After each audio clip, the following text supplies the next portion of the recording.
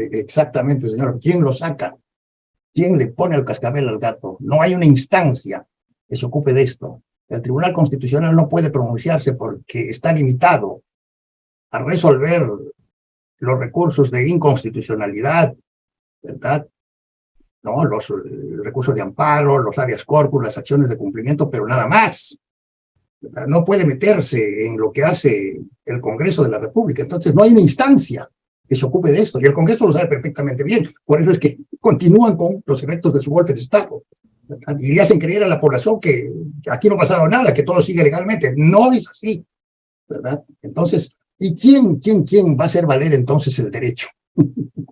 ¿Y la Corte Interamericana de Derechos Humanos tampoco puede hacer nada? ¿O quién podría hacer nada? No puede hacer nada, porque mire usted, porque habría la acción de amparo, ¿no?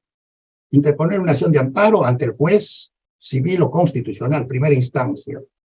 Si se trata de un juez correcto, podría por una acción cautelar, por ejemplo, restablecer al presidente de la República. Pero ¿dónde está ese juez? Ya con esos conocimientos, con esa honestidad, con esa valentía. No lo hay. Además, si declaran infundada la acción o improcedente en primera instancia, pues tendrá que ir a una apelación en segunda instancia, Corte Superior, y después al Tribunal Constitucional, y acá 6 meses o 1 año, ¿no?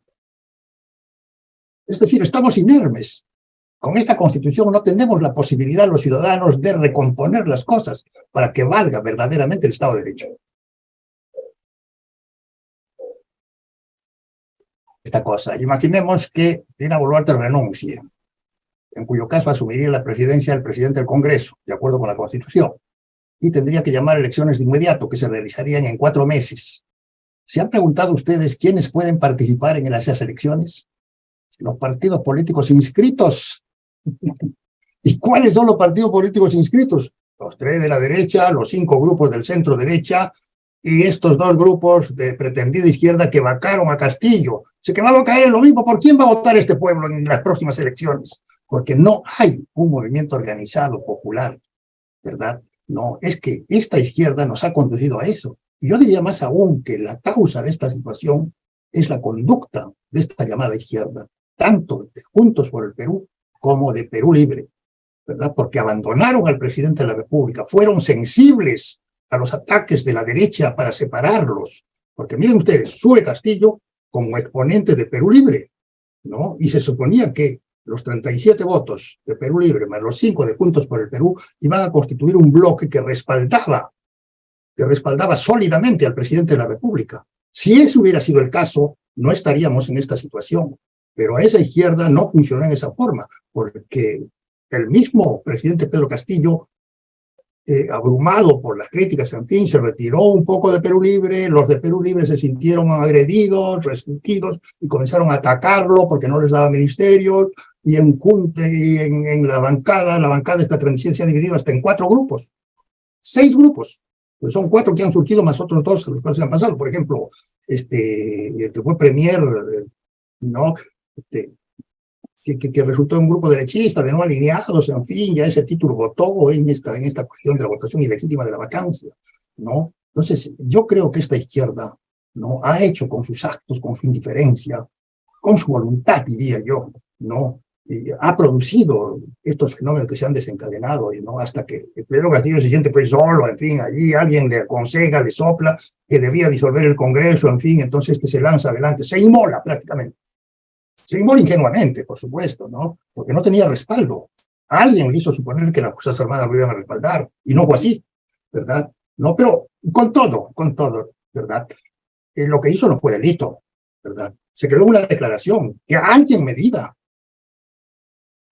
en qué artículo del Código Penal se ha tipificado la conducta de leer una declaración por el presidente como delito. No lo van a encontrar porque no hay. Ni siquiera como tentativa, lo acabo de decir, ¿verdad? Entonces ese hombre está preso, sin causa. Lo tienen allí, pero, es decir, lo que yo veo es en estas manifestaciones un proceso de aprendizaje del pueblo. Y tal vez un proceso de aprendizaje para nosotros, los que entendemos la situación, que tendríamos también que unirnos, ¿no? Tendríamos que comprendernos, ¿verdad? Y tratar de formar un movimiento ideológico que va a tardar en difundirse, pero que quizás ilustre a estas multitudes sobre lo que deben hacer políticamente, porque no hay otra salida. No creamos pues que Perú Libre va a capitalizar estos votos, ¿no? Los votos van a ir a un candidato aventurero que aparezca por ahí, en fin, y de nuevo vamos a entrar en otro ciclo de indefiniciones. Estamos en esa situación. Quiere decir que la enseñanza es para nosotros, los que comprendemos la situación, ¿no? Que debiéramos unirnos fraternalmente, ¿no? Con confianza en nosotros, en fin, que nos predispongamos a estudiar, a leer, ¿no? Esto que no se hace en el Perú.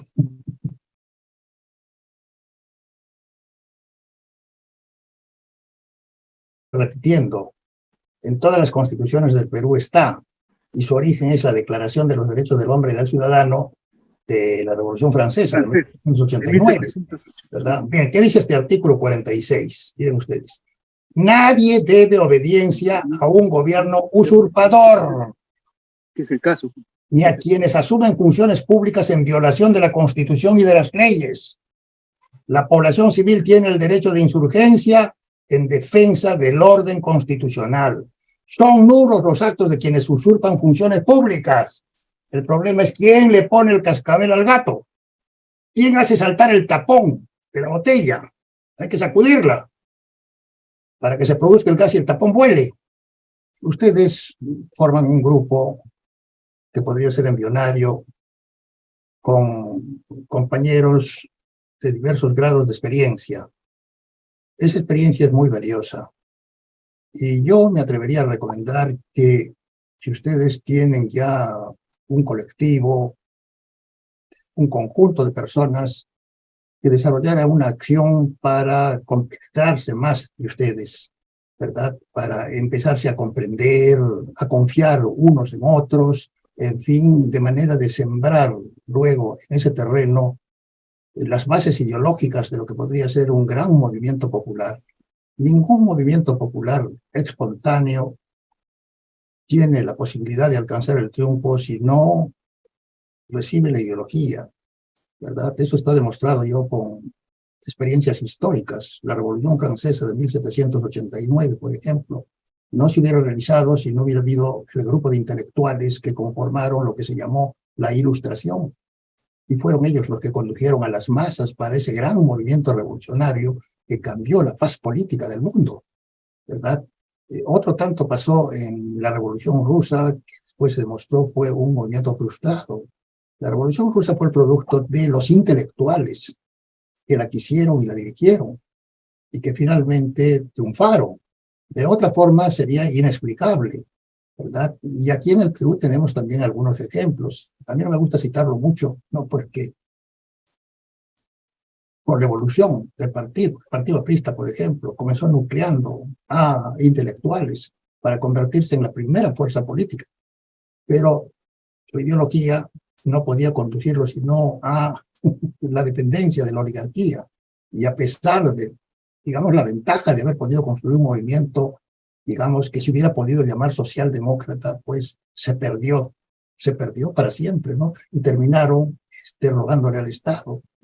Y su líder principal, yo no sé si de vergüenza o de miedo, terminó pegándose un balazo, ¿verdad? Y con ese balazo, mató también a su partido, definitivamente, ¿verdad? Son ejemplos que cito. El ejemplo del Partido Comunista es un poco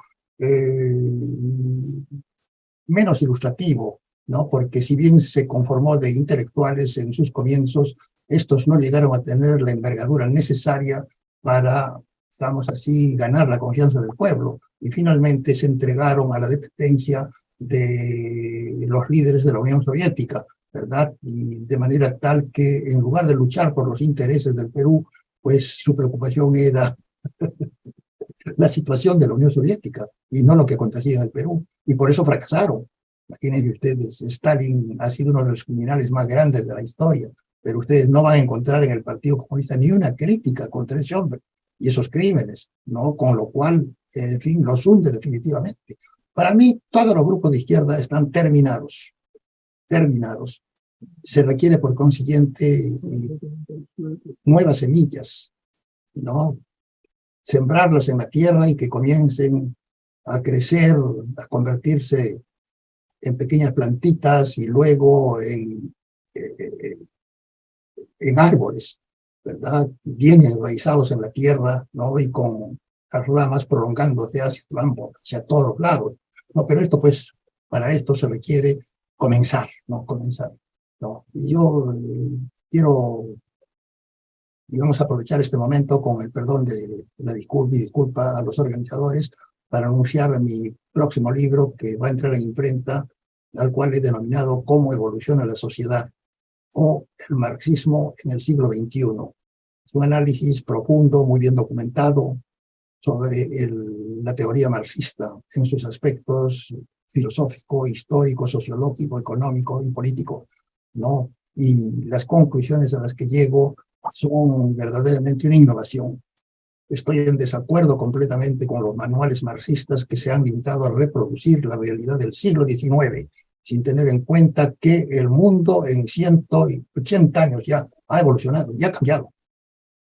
No por completo, pero ha cambiado muchísimo, muchísimo. Y requiere que el marxismo, pues, aplique sus reglas, su método para interpretar esta realidad. Y eso es lo que yo trato de hacer con este libro. De manera tal que desde ya se los anuncio y espero que alguno de ustedes se interese. Muchas gracias.